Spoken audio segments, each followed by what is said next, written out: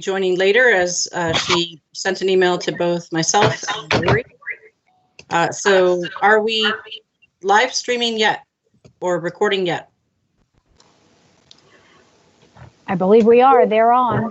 Excellent. Thank you. I don't see the record sign though. Oh, well, that's me. So I'll do that right now. Okay. Great. Thank you, everybody. Welcome to the regular meeting of the Board of Electric Commission for the Burlington Electric Department in Vermont. This is Wednesday, January 13th. First up on the agenda is the agenda itself.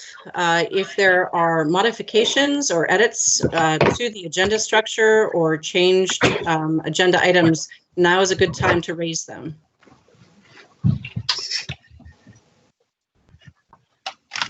It's good. Okay, hearing none, we'll move on to the minutes from our December meeting. And Bob, appreciate you following up on some of the editorial changes. That's exactly what we've been asking for, and I really appreciate it. There were just a few edit issues in terms of typos, and wondering if everybody else has had a chance to skim that document, and for the 3 other commissioners, whether or not there are 2 other commissioners, since Bethany's not with us, whether or not there are any suggested changes regarding content. I'm all set. I'm good. Okay, could someone please, I am also, which is why I'm not mentioning any changes. Could someone please make a motion to approve? I make the motion to approve December 9th meeting minutes. And a second. You're muted. You're muted, Bob. Second. And roll call, all in favor? Commissioner Shagnon, Aye. Commissioner Herendeen, Aye. Commissioner Moody, Aye. Commissioner Stebbins. Aye. Thank you. Next on the agenda is a public forum, and welcome. It is wonderful to see some public members from Burlington. It's always great to hear your feedback. The commission was shared via Lori, some photos that you had forwarded via email with regards in particular to an EV charging station, or one post but 2 stations. And with that, welcome. Perhaps you could introduce yourselves by your name, and then I'll hand it to you in terms of why you've chosen to spend your lovely January 13th evening with us. Hi, I'm Cheryl Green, and I'm going to speak to the chargers.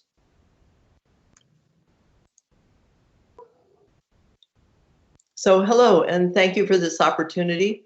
My name is Cheryl Green, and I'm a resident of Burlington Co-housing on East Avenue. So we are a 32-unit housing development that owns 5,000 square feet of interior space in common, as well as the 4 acres we live on. And about a year ago, we installed these 2 level 2 Juicebox Pro 32 car chargers that you saw or can see in the photos.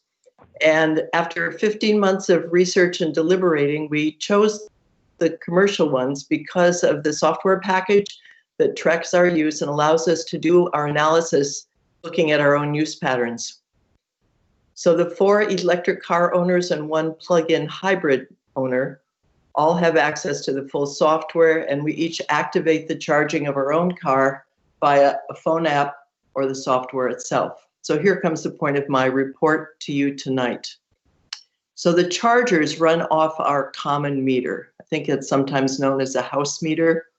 And that covers all the electric use on our site, except for the use within the apartments and townhouses, which are owned and metered as individual residential units. So we work out our car charging billing ourselves, charging 17 cents a kilowatt hour. So I've been working and learning with Brian Riley at BED, and he's been a great help in this car charging adventure.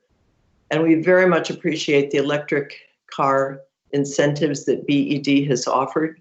Peter and I were the first ones to receive a $1,200 check when we leased our 2017 Leaf, and we now own the car.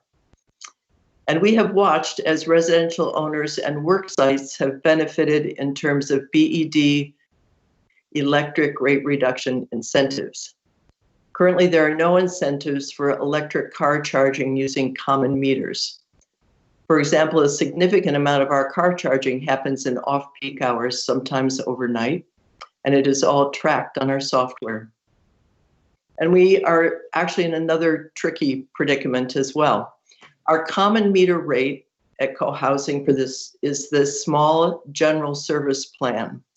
So the criteria being that energy consumption does not exceed 3,000 kilowatt hours per month or greater than or equal to an average of 100 kilowatt per hours per day for any 3 consecutive months out of the previous 12 months. So as you all know, we have 3 big winter months here. And last year, we only missed being tossed into a higher electric rate by 3 measly kilowatt hours. So the first winter month last year, we used 2,997 kilowatt hours. And then the next 2 months, we were over 3,000 kilowatt hours for each of those months. Yikes. So it is good for us to be vigilant and conservative in our electricity use in general. And Burlington is making a big effort to incentivize the owning and running of electric cars here. And there are lots of options in this city for plugging in an electric car, and that's very much appreciated. Thank you for your part. So our intention in buying 2 level 2 car chargers for Burlington co-housing was to encourage other residents to trade in their gas run cars for electric ones. And now we find ourselves in this crazy position of encouraging the 5 of us to charge off-site for the next week because we have now logged on 2,484 kilowatt hours on our common meter, and we still have 8 days to go in this billing cycle.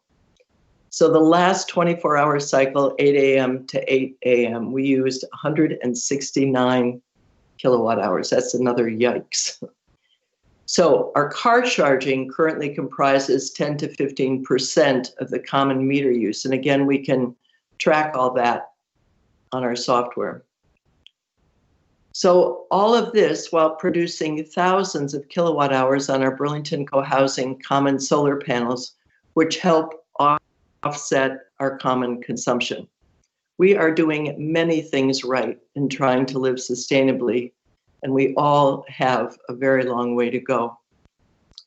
So our dilemma will take some thinking out of the box, and we appreciate your honoring our efforts with some work on how to incentivize common meter housing groups to lease and purchase EVs and PHEVs by considering our electric rate dilemmas. So thank you very much for listening. Thank you. I should have started at the outset that exactly a week ago I was sworn in as a state rep, and I now serve also on the House of Transportation Committee. So my head is spinning just a wee bit with these issues. I'm going to ask General Manager Darren Springer and also James Gibbons if they have some feedback and thought with regards to this.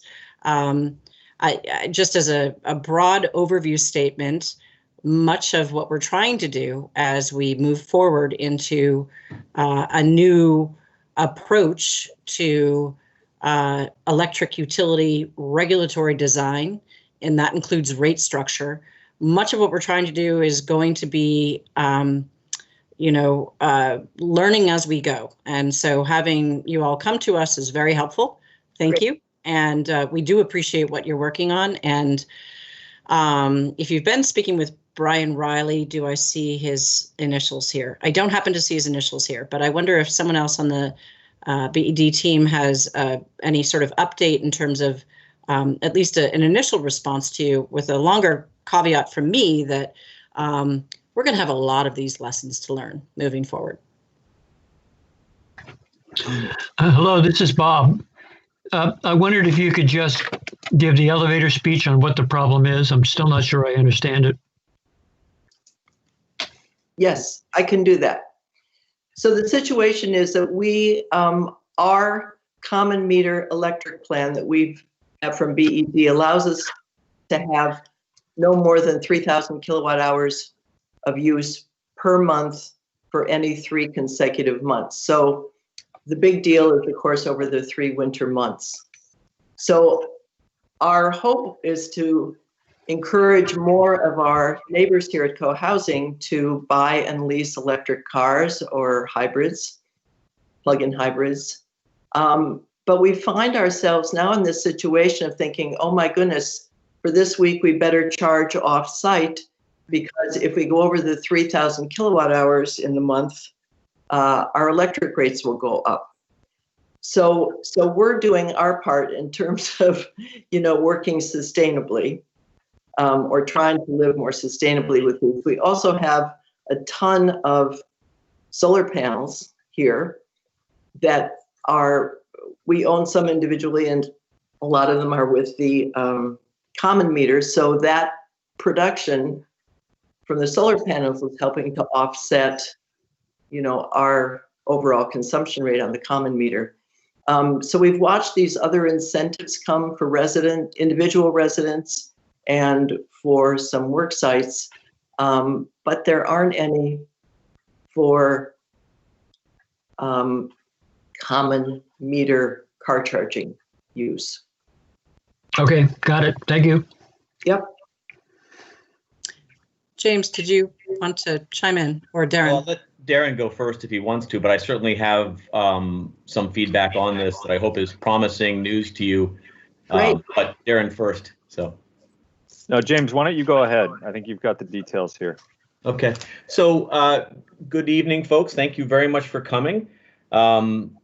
I would not want to say that what you're describing is a surprise to us. It is not a surprise to us. We've been looking at a couple of challenging things around sending the message about electrification, but not also then sending disincentive messages at the same time. And we're cognizant of the problem in the SG rate. So one of the reasons that we didn't offer the EV charging incentive for the SG rate was we were afraid people would take advantage of it and then get pushed into the LG rate where they no longer could have an incentive. So we're having to look at something else to resolve this issue. We have looked at 2 different possibilities. One possibility is to change the cutoffs where the SG and LG rate change over, either to change them all across the board or to change them such that charging at night isn't included for deciding whether you move back and forth. The other option we've looked at is to offer the EV charging credit to the SG accounts and ignore that usage for the purpose of determining the SG LG changeover and the demand charge. One has an implementation problem from our point of view. Changing the cutover affects everybody. That's the problem, is that affects people whether they're on the rate or not. So we have been looking at a couple of different ways to resolve this. The ignoring the usage is a billing software. Our billing software is not very advanced. We're replacing it, but it would probably be a manual process. And at the end of the day, that'll be sort of a management decision as to whether that it's okay to accept the manual billing process, because we offer it, we have to offer it to everybody. So again, we have looked at 2 to 3 different ways of solving this. We're aware of it. And with that, I would say to Darren, one of the other things too is we have a rigorous approval process for rate changes of that type. Rate changes of that particular type, which affect customers differently, can only be put into effect after the Public Utility Commission of Vermont approves the changes. Those are not local decisions, unfortunately. So one of the other things that I think we've been trying to avoid rate changes during COVID, because of people having, other things going on. So again, with all of that, your message is very clear to me. What you need is very clear to me. Why you need it is very clear to me. And I have some ideas about how we could fix it. Okay. Yeah, it sounds good. Could you talk just a little bit more about the ignoring piece? So one option that I discussed internally was if you didn't use the kilowatt hours from an electric vehicle charger that was served under so let's say you offer the discounted EV rate to the small commercial customers, which would include the house meters like you have, okay? And then you said, we will not include the kilowatt hours served under that rate for EV charging in deciding if you used over 3,000 because they were all used at night. So that would be, but that's a manual billing process because our automated billing process cannot handle something that sophisticated right now. So we would need to go in there, and when we did the check to see who needs to move back and forth, we would have to make adjustments to it. Okay. It can be done, but it would be a manual process. Okay. Can you? But again, we're very concerned about if we add the EV charging option to the SG rate, which is the house meter rate. Right. And all that happens is you take advantage of it and then you move to the LG rate where it's not offered. Not only have you moved to the LG rate, but you've lost the credit to boot.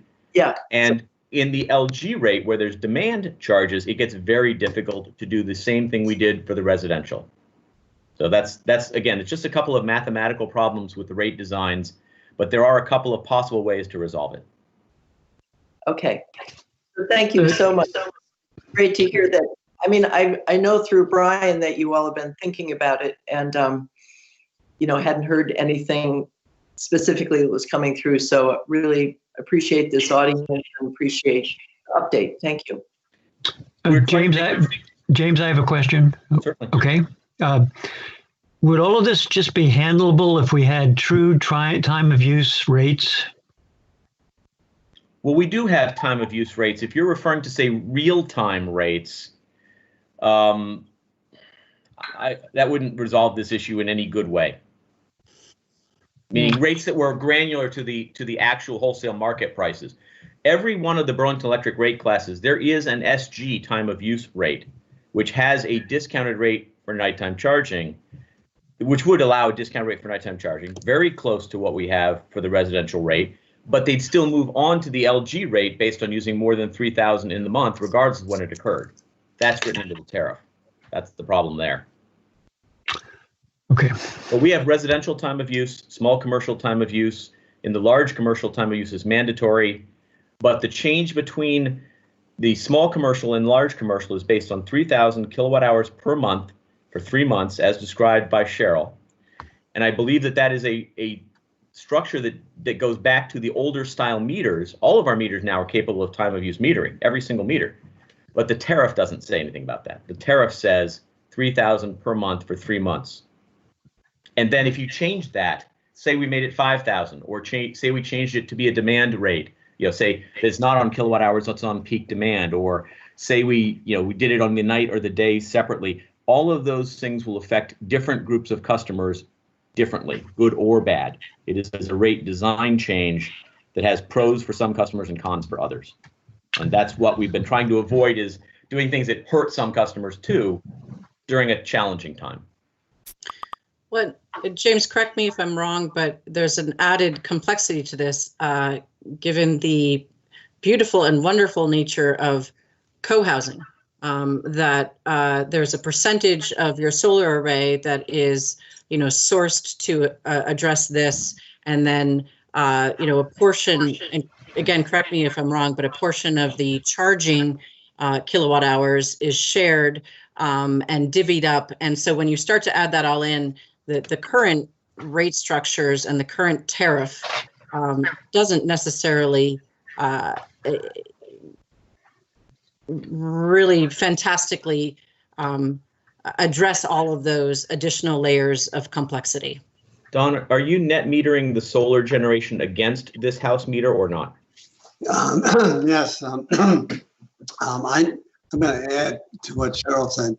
So what's happening is the solar, we have about 117 panels that go through the common meter. Okay. So that whatever we produce in solar energy is subtracted from that. So the 3,000 is a net amount. And one of the things we could do, if we could find a way of pushing more, put more panels on and drive them through the common meter, that also would help us. Right. But I've got to be conversely careful, Don, to make sure that I don't do a kilowatt hour cutoff that's nighttime based when you're not producing the solar, or suddenly the numbers are going to change in different ways. So again, like I say, you have one of the most interesting and forward-looking electrical systems that I'm aware of in the Burlington area, which means that you run afoul of every antiquated rate design we've got, perhaps. Yeah, we are well aware that we are challenging the Burlington Electric in every possible way we can. Folks here lay awake at night trying to think about what next complexity we can introduce to you guys. And so far, you're handling it pretty well. I mean, you've done so much for us. You've helped us. We've converted pretty much entirely over to LED lights. We replaced our pumps with variable speed pumps, and all this has been, bringing down our electric use. Individuals have gotten a lot of heat pumps from you, and we're thinking about using them to reduce the amount of gas that we're using with our boilers, so it will cut down our carbon footprint. Of course, that's going to mean we'll be using more electricity, but that's not going to affect our common meter rate at all. And we've also been participating in the District 2030. I think we were the first condo association to come into that. And in addition to the 117 panels we have going through the common meter, we have another over 200 panels that are being net metered among our residents in two different groups. So I think there's about 25 of our 32 families that are now participating in that metering, and we have another 5 or 6 families outside co-housing that are participating. So we're challenging in that way as well.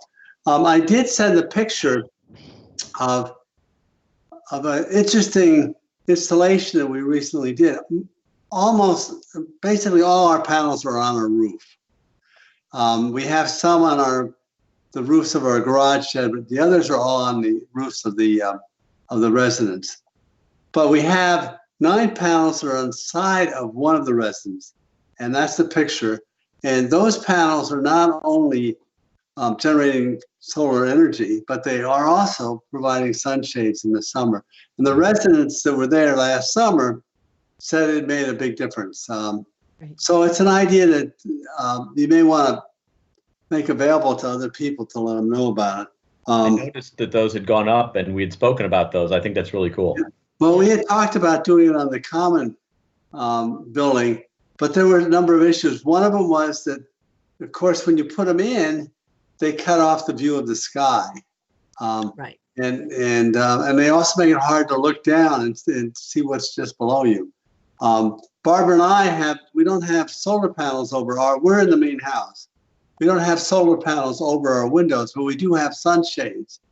And that does cut off our view to the sky, but it also allows us to have our shades open, our drapes open, and we get in the summer so we can look out. We don't have to pull that down to protect us from the heat. Thank you. So I want to thank Burlington Electric for what you've been helping us in so many ways, and I hope you don't mind all the challenges we're bringing to you. No, that's how we learn. I mean, I'm not actually dealing with any of it, but that's how they all learn. Yeah.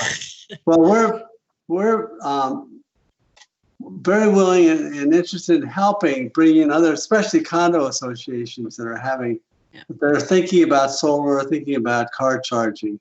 Cheryl's got a lot of expertise on this, and she can really help help people get started. And I think I can help people with the solar, the net metering, and just getting the panels. And so thank you for listening, and hopefully this is going to help you some way. Thank you both so much. Really appreciate having you join. In terms of next steps, James, you said you were working on many different areas. I suppose let's just keep in communication, and please know that we're fully aware of what the specific challenge is. And fully aware also of sort of what we can control here within Burlington and what we then would have to go to the Public Utility Commission for a potential rate design change. I will say that there is a lot of interest by some of the higher staff at the Department of Public Service in terms of how to better design rates.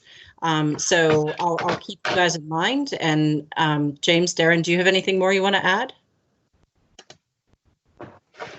No, I just want to thank Don and Cheryl for joining us, and appreciate all the work you're doing to move towards a sustainable energy model with co-housing. We really appreciate it. And, James did a great job of laying out our understanding of the challenges. So we'll look forward to working with you and try to resolve these items, but appreciate your engagement on all of these important energy and climate issues. Yeah, with Darren's permission, I think what I'll do is I would recommend we touch base internally and then send you guys a communication and follow up. Beautiful. Thank you so much. Thank you. Very much. You are welcome to join us for the rest of the evening, but there is no obligation to do so. Okay, thank you. Don, Cheryl, thank you for joining us. I appreciate it. It was good to see you the other day, Don. And from what I've heard tonight, your community, your group sounds like the very model for what the department and the city is trying to do going forward. It's really neat. Good news in January of 2021. Thanks again, both. Moving forward, next on the agenda item, we do have the Commissioner's Corner. If any commissioners have something they want to mention at this time, now is a good time to tee up in advance of the remainder of the evening. We also have the Commissioner's check-in at the tail end, though, as well. Hi, this is Bob. I have a few comments. I asked for dotted lines in certain graphs in our output of our Winooski 1 and McNeil and all that. The dotted lines are in. I think they're super helpful, and thank you very much. I like it. Just an aside, I like keeping track of solar since we have a solar farm near here. And I guess this is no surprise to you folks, but I just realized that in December, our local solar put out about 1/10 or maybe an eighth, let's say an eighth to a tenth of what it put out at the height of the summer. I just didn't, I knew that of course there was a difference, but I didn't realize it was so extreme. That is, all those panels are fixed, but anyway, factor of 8 or so in terms of kilowatt hours per month in December versus June. The third, now a question. The Hula geothermal has satisfied all of our tiers 3 requirements. I just wanted to ask, they're doing geothermal, they're right on the lakeshore. Is that making it really easy because basically they're tapping into lake water by going into the ground?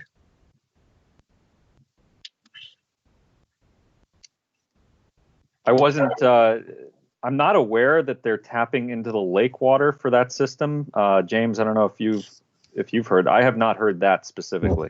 I mean, we've talked with a couple of other firms about the possibility of using the lake for a heating cooling source, and it hasn't been solved. As far as I know, that is a fairly standard drilled ground source heat pump, but I would have to be checked to be sure. That's just the best of my knowledge. Well, I thought this is sort of a geological question. Even if they're not sticking pipes out in the lake, I wonder if it just turns out to be a primo source because in fact they're only a few feet from the lake. It is, again, not a geologist or an engineer. Wouldn't surprise me. I mean, that said, we've got successful geo projects elsewhere in the city too. So it's not limited by that type of need to be located near the lake, but we can follow up. I'm going to mention that project in the GM report a little bit, but we can follow up on that specific question of whether the proximity to the lake had any benefit for the project. And James can follow up directly with you, Commissioner Herendeen, to share that if we learn more. And also, Darren, I would mention too that our proposed Act 151 programs include some additional work behind ground source heat pumps in Burlington. Okay, and then I had one more comment, sort of. Bring me one. Last time we mentioned this when Emily was speaking, and Gabrielle also asked this kind of question. We have a dashboard that shows all kinds of progress in EVs and heat pumps and all that. If you look into the total picture for the city, I wonder about overall growth as sort of a backdrop to all of that.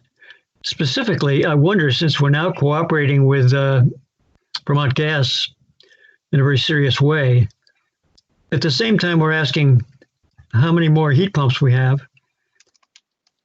are we also able to list how many more gas hookups have happened? It's sort of a net question behind all of this. I'm not asking for this immediately, but it just interests me. We know the good news. What about the not so good news is still happening as well? So I can respond to that a little bit, I think, in that, certainly if we wanted to coordinate between Vermont Gas and the Permitting and Inspections Department, we could get more granular information if that's of interest on the actual hookups based on new development.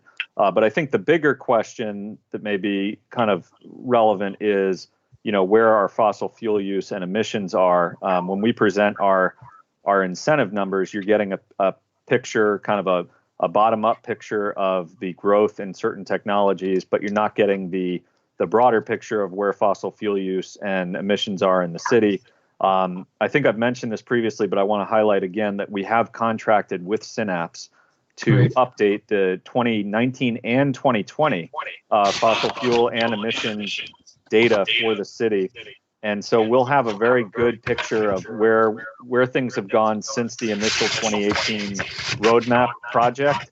And we're going to hope to have that published as part of the performance measures report this coming March. So in the not very distant future, we should have some more information that would be relevant in the overall fossil fuel use. And of course, that'll be broken down by natural gas use, residential and commercial, as it was last time, as well as looking at gasoline and diesel and other fuel use as well. Great. Look forward to that. Thanks.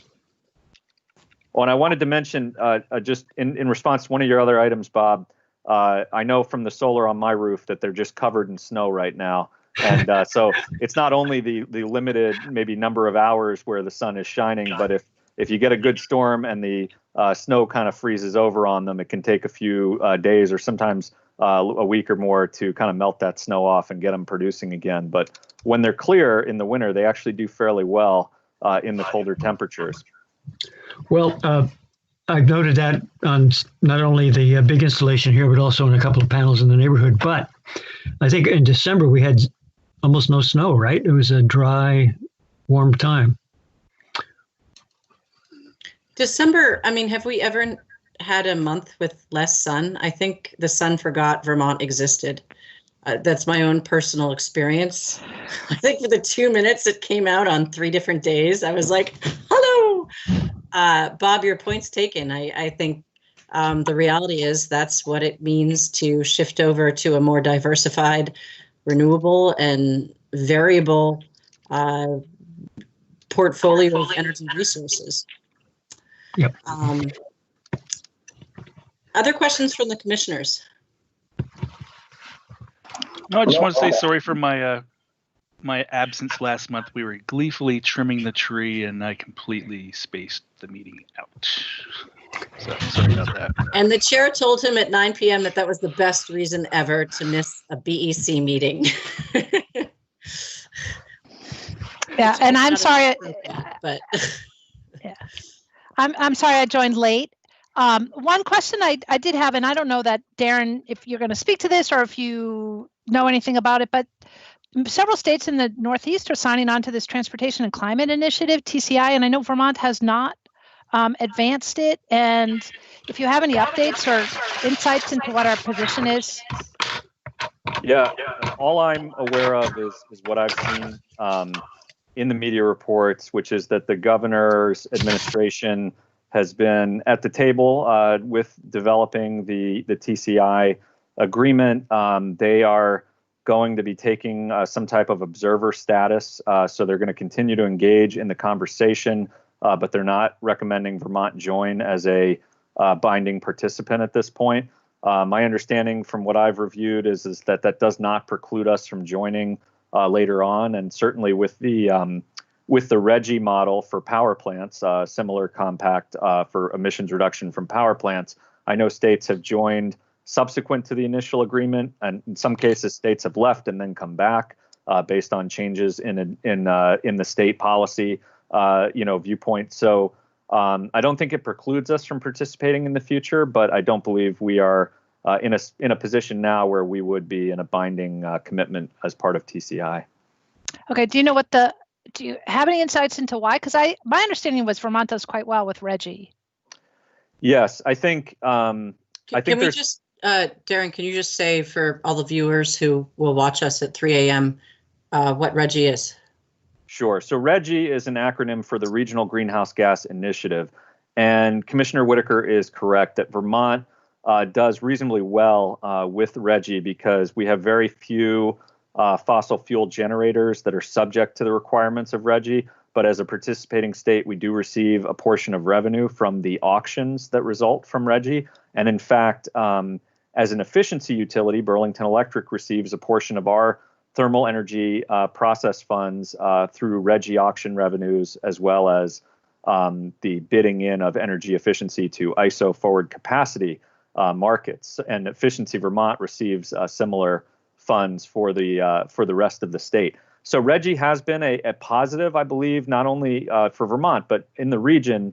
It's attributed with reducing emissions significantly over the course of time that it's been in operation and at a very reasonable cost. There's been very little complaint about the RGGI program in that respect. So I think one open question that I've heard discussed, but I'm not clear enough on what the actual result would be, is that if this program is put in place and enough larger states participate, it's possible that the upstream fuel providers are going to impose the fee on that fuel regardless, and that Vermont may see that increase in fuel price.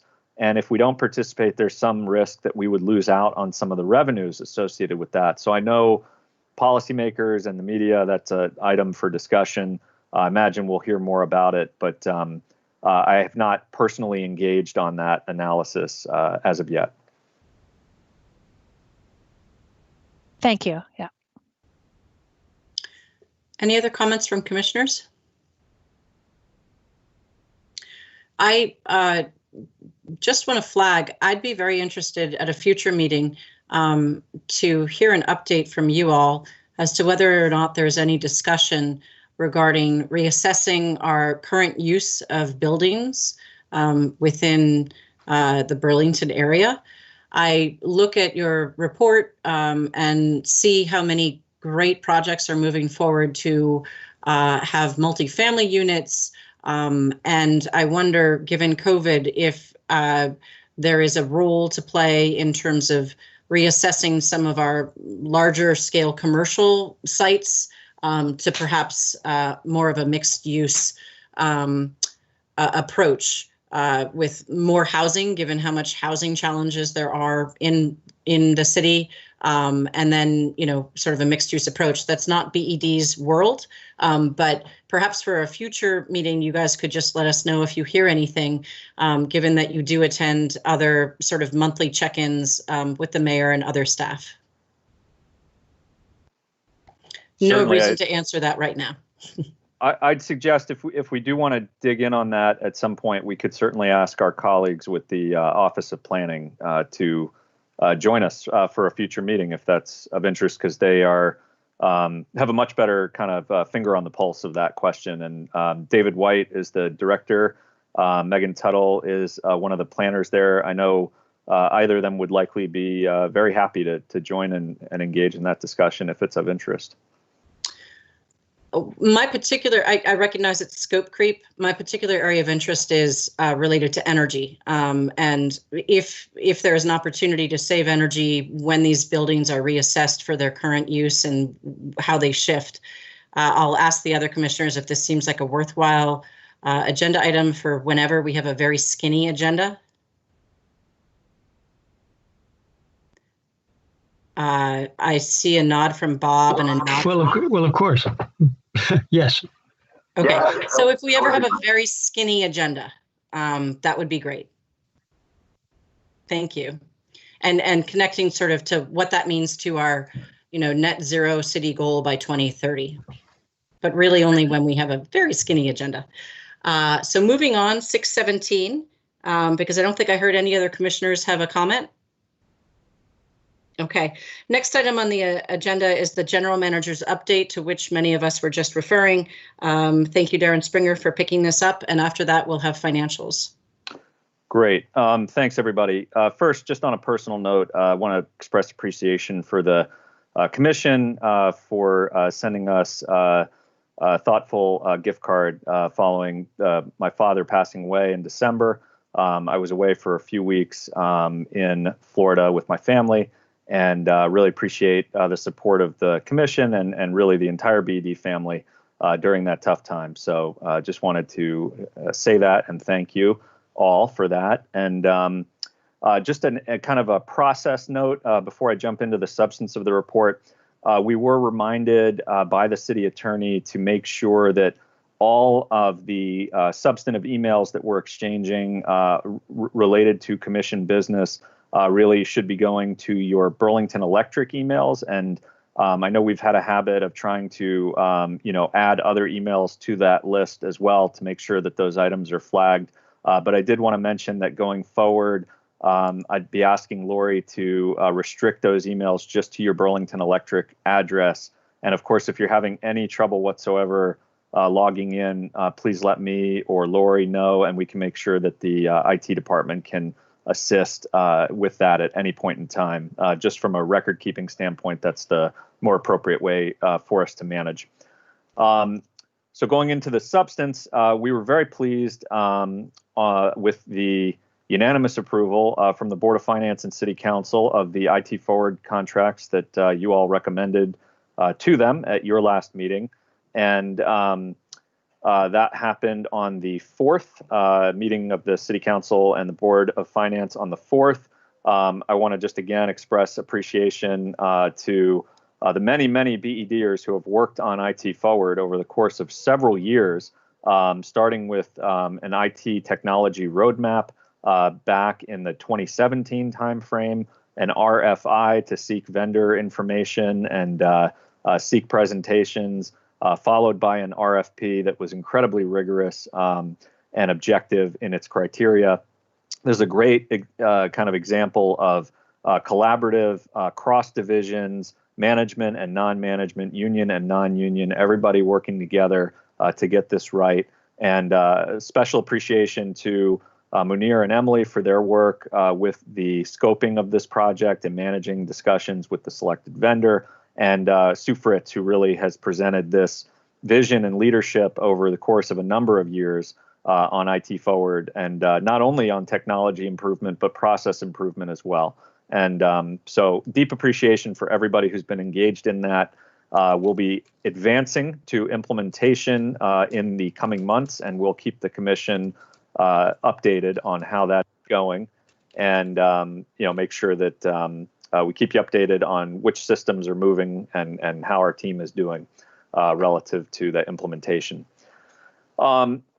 Other items, we were successful with getting the more than $500,000 in LGER grant funding as part of the city's application to the state, and that results from the CARES Act passed by Congress previously in 2020. Helps to reimburse us for COVID expenses and supports mitigating some of the challenges that we've had financially during the COVID-19, impacts that we've seen. We also ended the year with the VCAP program, the Arrearage Assistance Program, having brought in close to or approximately $350,000 in arrearage assistance for Burlington Electric customers who were eligible and who applied for that program. And many thanks to the customer care team in particular and the finance team for helping to manage that program successfully. That said, we still have financial challenges present in continuing with COVID. We still are seeing lower sales than would be typical due to COVID. We still have capital project disruptions and delays due to supply chain issues related to COVID and customer contribution capital projects that are delayed due to COVID. And we continue to see arrearages that are approximately, I believe, 150% or so above what we would typically see at this time of year. The utilities are all engaged collectively in sharing updated information with the Department of Public Service, with the legislature, and we will be supporting efforts to secure additional arrearage assistance, if at all possible, as a result of any available state or federal funding that may come through. But we appreciate the LGER program and the VCAP program for the assistance they've provided to our customers and to BED. In terms of news I'm very excited about, we in 2020, for the first time since the program requirements started in 2017, met the entirety of our Tier 3 obligation under Vermont's Renewable Energy Standard. And Tier 3 is the part where we're supposed to work with customers on reducing fossil fuel use and emissions in sectors other than electric generation, for which we're already 100% renewable. We met that requirement for the first time entirely with customer programs in 2020. And that was in part thanks to the addition of the geothermal heat pump program incentive that was provided at Hula, as well as continued significant uptake on heat pumps and electric vehicles and electric mowers and other customer programs during the course of 2020. So a major kudos to the Energy Services team and the policy and planning team for their work to continue to grow and engage customers. For reference, I think in 2019, we met only about a third of the obligation with programs, and we had to meet the remainder with renewable energy certificates, which is also permissible. But clearly for our net zero efforts and our electrification efforts, meeting that requirement with programs as opposed to with RECs is the preferred approach, and I'm proud that our team has reached that milestone in 2020. And then just two more items, one related to that, which is we are working very hard to engage with the regulators on Act 151 programs that we have proposed. James referenced those earlier, and with potential continuation of a number of green stimulus programs that were active in 2020 into 2021.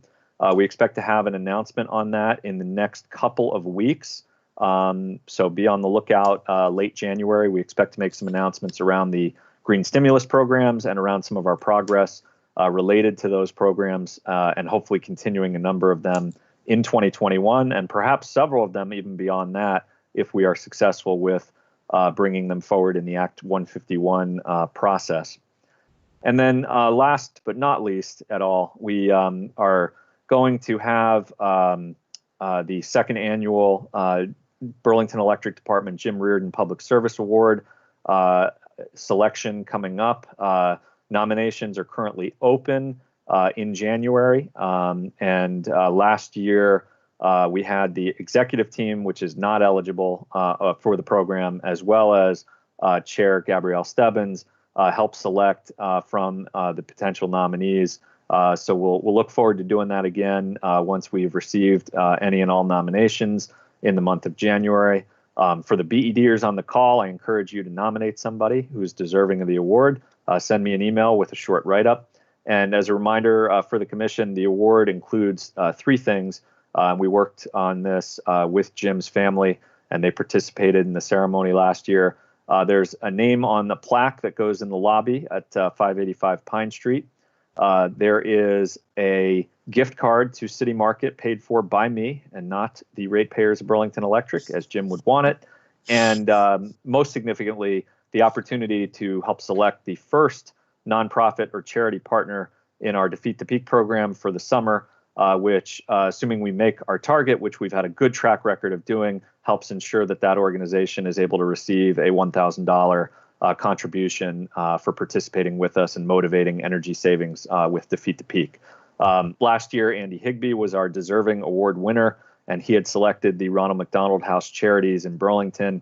And we heard on our virtual holiday party, which happened in December, that from Christine Bickford with Ronald McDonald House, who was very, very appreciative of the partnership with Burlington Electric. And not only through the Defeat the Peak program, but we also ran a successful gift card drive to support families during the holiday season at the Ronald McDonald House. So great outcome there for year one, and we're looking forward to a similar outcome for year two of the Jim Reardon Public Service Award.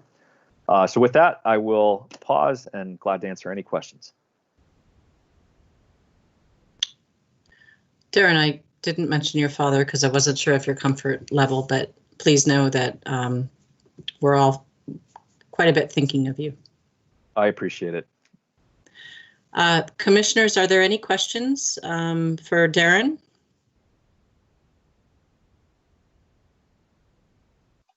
No, it was a good report. Okay, hearing none, let's move onward to the financial update. Andrea, welcome. Hello, I'm just going to share my screen.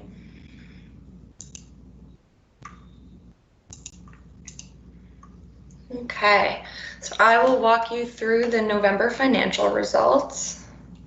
Everyone can see my screen here, right? Yes. Perfect. So November actual net income was $530K compared to budgeted net income of $947K, unfavorable. Andrea, can I interrupt? Yeah. Can you make it bigger for these old man eyes? Yes. Old people A bit eyes. bigger, yeah. Just older eyes. Older eyes. Yeah. Is this better? That is better, thank you. Perfect. So unfavorable for the month of November in net income by $417K. Driven by less sales to customers. Commercial sales were down $216K, and that is slightly offset by residential being up about $40K. Other revenues is unfavorable. This is largely related to EEU, and you'll see an offset down in operating expenses. And power supply revenues is down $113K. This is our rec revenues. And if you remember back, I think it was in August, we were favorable for rec revenues, and we called it out as timing, and this is that kind of starting to reverse. Power supply expenses is unfavorable, $94K. Fuel expense was up $59K. McNeil production was 6% over budget. That was then offset by less purchase power by $42K, and then transmission costs were up an unfavorable $77K, primarily related to Velco. Operating expenses were favorable by $90K, largely related to EEU, which here's the offset to the reduced revenue. But in addition, we have a favorable variance for outside services, largely timing, and then that's offset by timing of Tier 3 expenses, which year to date, those are pretty close to budget, so it was just timing there. Moving down, other income is unfavorable, largely related to customer contributions, less customer contributions. So year to date, net income of 1.266 compared to budget of 1.397. So we are now in an unfavorable position versus budget. We've experienced favorable variances the first 5 months of the year or 4 months of the year, and we're now starting to see that flip, largely due to COVID. Any questions on the income statement? Andrea, will you perhaps in coordination with the rest of the team touch upon thoughts as we move into the rest of fiscal year 21? Yeah, we've been working on forecasting to figure out where we would land the year. And there are several risks coming at us. Darren touched on them in his report, which would be sales to customers, depending on what happens with COVID. That's certainly a large risk, along with less customer contributions, which would show up down here. Darren, anything you want to add there? I would say that, we had, I think in FY20 through February, we were actually doing quite well. I think we had a $350,000 positive variance compared to budget in net income. And then when March hit and COVID hit, we saw the most severe impacts, I think, between March and May of 2020.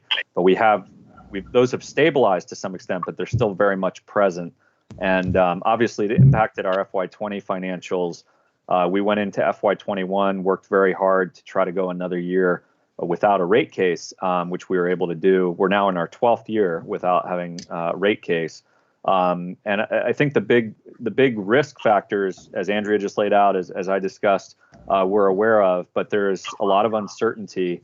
And our posture is essentially we're trying to reduce any unnecessary expenditures that we possibly can control while making sure we invest in appropriate areas in the company, like IT Forward. We don't want to give short shrift to those necessary projects because of the budget constraints that we may be seeing.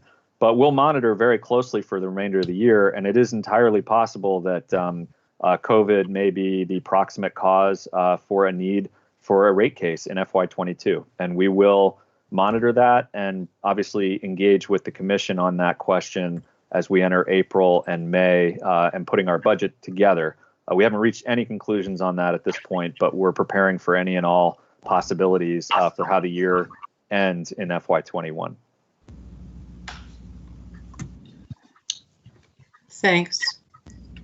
One question from me. Hello, other income, you said customer contributions. I may have asked this question before. What does that mean? That is when we are, how do I explain this? When we're doing a project for a customer and we incur the capital costs, but then the customer pays us for it. So the customer is basically paying for us to do the work. And when the customer is paying us to do the work, it shows up in other income on our income statement when the payment comes and when the work is being done. Okay, thanks. And I apologize because I think I asked you that once before. No problem. Okay. Just going to scroll down and look at capital spending. So year to date versus budget, we're down about $1 million. And that's kind of where we've been for the last several months. Production is higher than budget, and that's by $336K. Primarily timing. We did 2 projects that are budgeted later in the year, and then we didn't do a project that was budgeted but planned to do. So just a lot of timing there. Winooski 1 controls upgrade and the GTA jet overhaul came in slightly above budget, so that also is contributing to that. Distribution is primarily timing, and then the variance in general plant is primarily driven by IT Forward. Any questions on capital? Okay.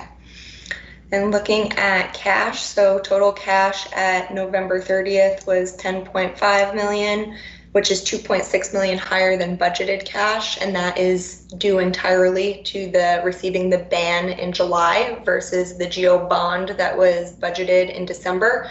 So when you see December cash and compare that to budget, I have it, it's 12/31 cash was 7.8 million, which is going to be $1.3 million lower than budget.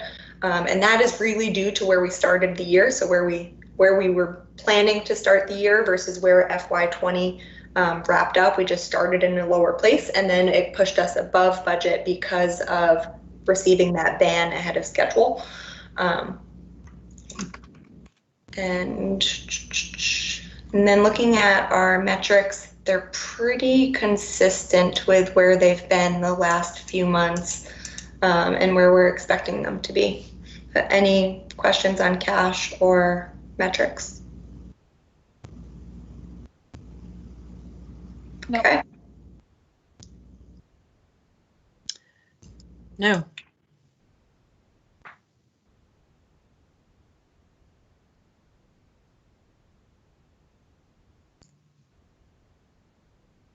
I think you can keep going.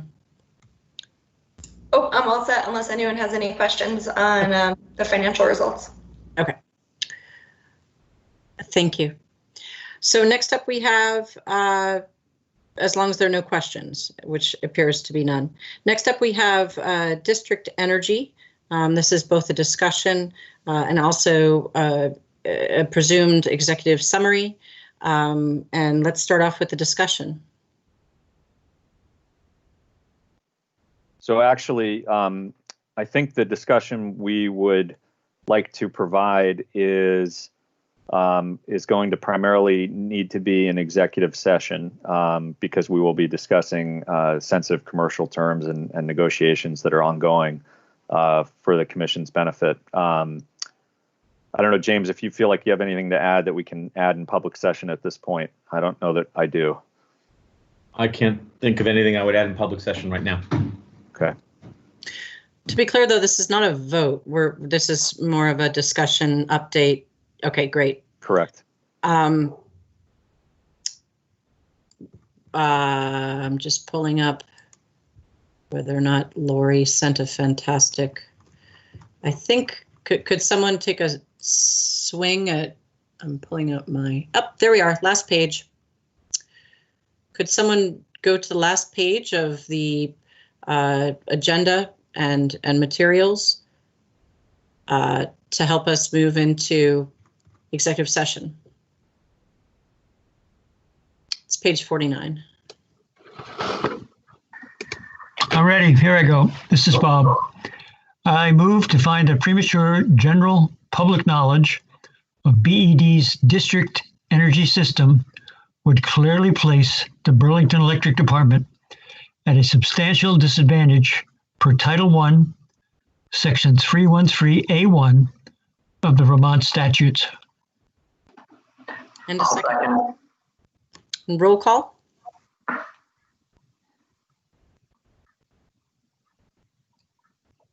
Sorry, I was reading along. Commissioner Shagnon? Aye. Commissioner Herendeen? Aye. Commissioner Moody? Aye. Commissioner Stebbins? Aye. Commissioner Whitaker? Sorry, aye. Thank you.